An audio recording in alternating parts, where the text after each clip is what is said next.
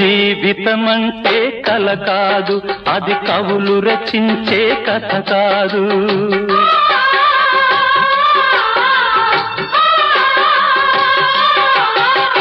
జీవితమంటే కల కాదు, అది కవులు రచించే కథ కాదు. కనుమరుగైనది సిరి కాదు, అది మనదని తలచుట సరికాదు. కుడి ఎడమైతే పొరపాటు లేదను నానుడి సత్యం కాదు, ఇది అందరికి అర్థం కాదు. ఓ